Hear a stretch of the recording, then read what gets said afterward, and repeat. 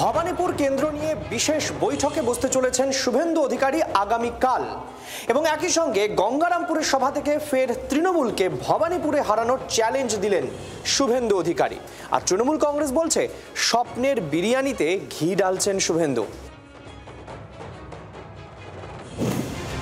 রাজ্য রাজনীতির অন্যতম হাই প্রোফাইল কেন্দ্র ভবানীপুর। দক্ষিণ কলকাতার এই আসনের বিধায়ক খোদ তৃণমূল নেত্রী বাংলার মুখ্যমন্ত্রী মমতা বন্দ্যোপাধ্যায়। তাই দীর্ঘদিন ধরে এই কেন্দ্রকে পাখির চোখ করেছে রাজ্যের প্রধান বিরোধী দল বিজেপি। এবার রণকৌশল ঠিক করতে কোমর বাঁধছে। 26-এ বঙ্গজয়ের লক্ষ্য নিয়ে ঝাঁপিয়ে পড়তে চাইছে বিজেপি নেতৃত্ব এবং সেক্ষেত্রে 26-এর ভোটে পদ্মের নজরে ভবানীপুরের কার্যকর্তাদের নিয়ে বৈঠক। বিশেষ বৈঠকে বসতে চলেছেন শুভেন্দু অধিকারী। রবিবার সন্ধ্যে 6টায় বৈঠক পদ্ম শিবিরের। বৈঠকে 24 ঘন্টা আগে উত্তরবঙ্গের সভা থেকে ফের একবার ভবানীপুরে তৃণমূলকে হারানোর হুঁশিয়ারি দিয়ে রাখলেন বিরোধী দলনেতা। তৃণমূলকে উৎখাত করতে হবে, জোট বেঁধে তৃণমূলকে হারাতে হবে। নন্দীগ্রামে হারিয়েছি, ভবানীপুরেও হারাবো। 2021 বিধানসভা নির্বাচনে প্রায় 59,000 ভোটে জিতেছিলেন মমতা বন্দ্যোপাধ্যায়। ভবানীপুরের 7টি ওয়ার্ডেই জিতেছিলেন তিনি। কিন্তু 2024-এর লোকসভার নিরিখে খুব বেশি স্বস্তিতে নেই শাসক দল।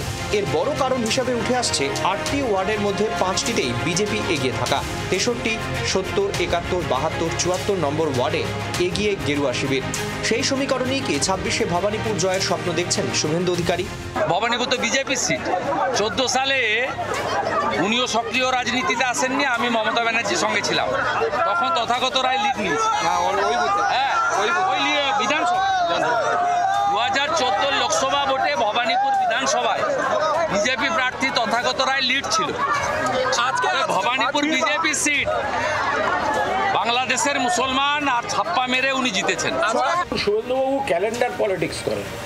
ক্যালেন্ডার পলিটিক্স, ওনাদের যে ব্যর্থতা জনগণ দ্বারা প্রত্যাখ্যাত, ধারাবাহিকভাবে বিজেপির ব্যর্থতা চলছে, কিন্তু ওই কিছু কর্মী সমর্থকের নাকের ডগায় গাজর ঝুলিয়ে রাখার মতো একটা ক্যালেন্ডার পলিটিক্স করেন।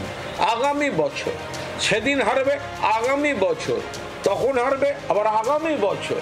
ফলে এগুলো হচ্ছে সব ক্যালেন্ডার পলিটিক্সের কাণ্ড কারখানা। ভবানীপুর বিধানসভা কেন্দ্রের যা ট্রেন্ড, তাতে 2011 থেকে এখানে অন্তত 25,000-এর কম ভোটে জেতেনি তৃণমূল প্রার্থী। এবার এই কেন্দ্রে 1 লক্ষ ভোটে তৃণমূল জিতবে বলে ভবিষ্যৎবাণী করেছেন ফিরহাদ হাকিম। 2026-এর ভোট চিত্রটা শেষ পর্যন্ত কি দাঁড়ায়, তার জন্য আগামী বছরের মে মাস পর্যন্ত অপেক্ষা করতেই হবে। ব্যুরো রিপোর্ট, জি 24 ঘন্টা। বাংলার আওয়াজ, বাঙালির আবেগ, জি 24 ঘন্টা।